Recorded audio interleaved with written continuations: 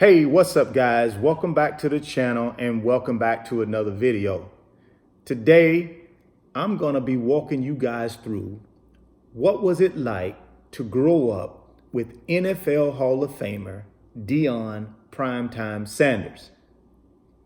Well, I met Deion when I was 8 years old and Deion was 9. And we met through athletics, specifically football. We grew up in the same neighborhood, so we knew of each other, but it was this football thing that really brought us together as friends. Now, the name of that Little League team was the Rams. And from the beginning, guys, myself and the rest of the guys on our team, we knew Deion was going to be something special. But we'll talk about that special part a little later. So as I mentioned, we played on this football team together, and we were actually a pretty good football team. Deion was the star running back, and it appeared every time he touched the ball, guys, he would score a touchdown. So, we were really excited about having him on our team because we would always win. But there was this one instance that Deion was sick and couldn't make it to the game, and we lost. And I can remember like it was yesterday, 8 and 9-year-old kids, all of us crying after the game saying, if Deion would have been here, we would have won the game. And, guys, that has held through the years. Deion has certainly been the best athlete on the field, even in our days when we played together in Pop Warner. Deion and I also played together in high school. And we played against one another in college and in the NFL. But my journey with Deion and growing up with Deion is really special to me because Deion was like a big brother to me, the big brother I never had. Like I mentioned earlier, he was a year older than me. So I truly looked up to him, and I still do to this day. I look up to him as a big brother. And he's always treated me fair and really good. Deion and I were, frickin' frack when we were growing up, and in high school, we were really, really close. And through college, we were really close as well. But let's get back to this football thing. So when we were in high school, Deion was the quarterback. It was his senior year, which would have been my junior year, and I was a wide receiver. And we were a pretty good combination. We also played on the defensive side of the ball, and I was a cornerback and he was safety. So again, even on our high school team, Deion was certainly the very best athlete on the team. And in all cases, in every game we played, he was the best athlete on the field. So we knew from those Pop Warner days through those high school days that he was going to be something special. Now, the thing that I really enjoyed about being a really good friend to Deion when we were growing up is because he made all of us better. Deion carried himself the way you would want your son to carry himself if you were that kid's parent. I mean, he really carried it himself well on and off the field. And I certainly appreciated that. We got very similar backgrounds. We were both raised by loving, hardworking moms, and we certainly have that in common. I will tell you, though, that my favorite thing about Deion growing up, again, was just the kind of guy he was, the character that he had. One thing about D, if he said something, he did it. He wasn't a bragger. I can tell you that right now, guys, even from our Little League days all the way up to high school, he was not a bragger. Deion wasn't a trash talker. He basically, spoke for himself when he got on that field. He was a three-sport guy. I was a three-sport guy as well. We played football, we played baseball, and we played basketball. Now, Deion was superior, and he also ran track. But Deion was superior in all of those sports. Now, I was a really good football player, but I was at best an average baseball player, And the only reason I really played basketball is because he played and some of my other buddies played. I was not a very good basketball player. And trust me, he did not let me forget that. Even to this day, when I see him, we'll talk about old times, and he may bring up some of those high school basketball games, because he was certainly the star of our basketball team, star of our baseball team, and he was a star of our football team. He was just an all-around great athlete. But one thing you guys may not know that I can let you guys in on, I'm the one that actually named him Primetime. And I'm going to tell you that story real quick.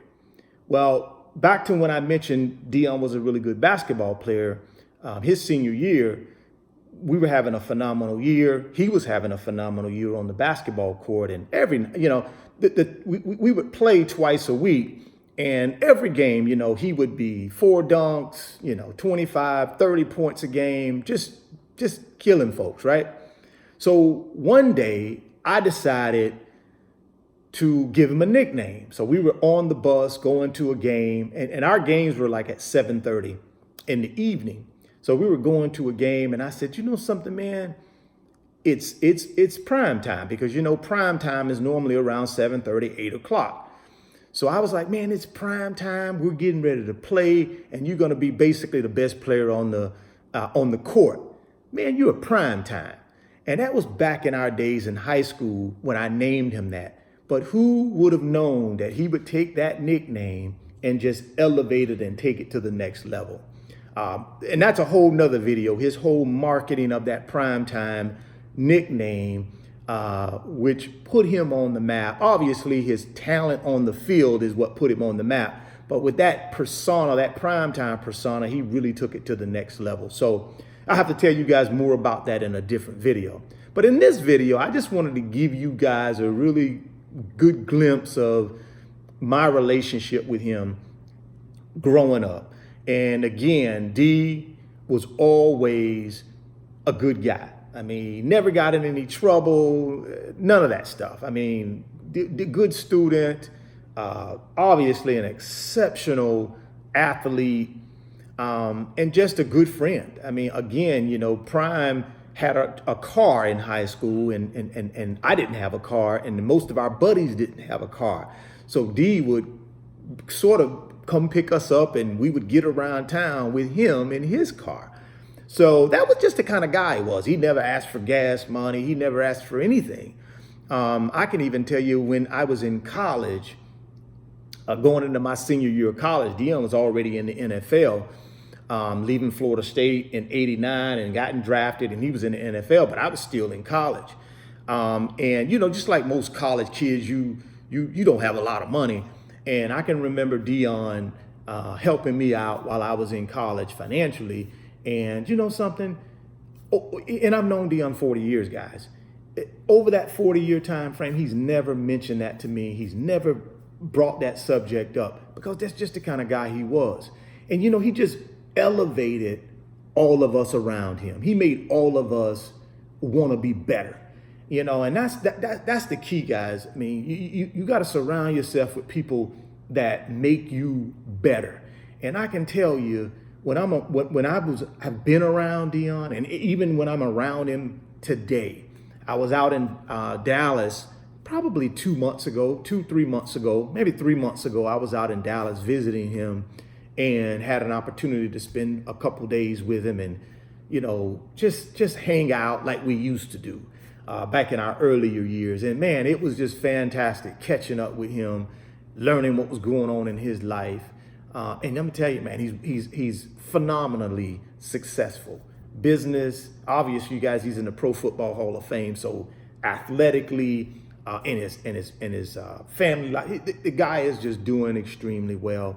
And it helps me continue to raise the bar for myself when I'm hanging out with him like that. So I would tell you guys, find people who will elevate you, or who inspire you so that you elevate yourself. Get yourself around people like that. I try to make sure I keep people like that around me at all times.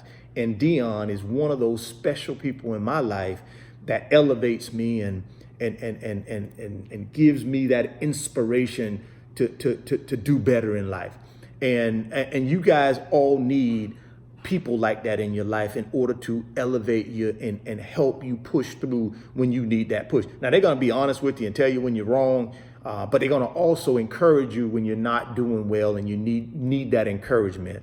And I got to always say Prime, I call him Prime, just because that's just what I've always called him since our college days.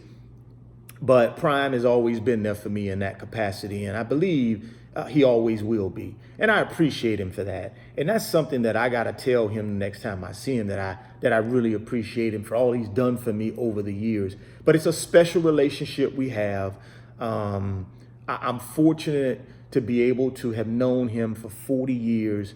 And through all of that, he has always been consistent, guys. And that's another thing that I picked up from him is to be consistent in your life. And the guy is ultra consistent. And I have a kick out of watching him on the NFL Network and do his commentary on pro football. He does such a great job at it. I just am so fortunate to have known him all these years. And I wanted to just share that with you guys. Some of you guys may care about that kind of stuff. You may not care about that kind of stuff. But I just wanted to share how I felt about Deion and through our relationship of growing up together and then as adults and as grown men. He has just been a solid foundation in a lot of people's lives, including mine. Well, guys, I'm not going to ramble on anymore. I just thought it would be an interesting story to tell you guys what it was like to grow up with Deion Primetime Sanders. So, guys, thank you for taking time out of your busy schedule to spend a few minutes with me today and watch this video. If you're stopping by the channel for the first time, please consider subscribing and share the video. But as always, guys, keep chasing greatness. And I'll catch you guys on the next video. Peace.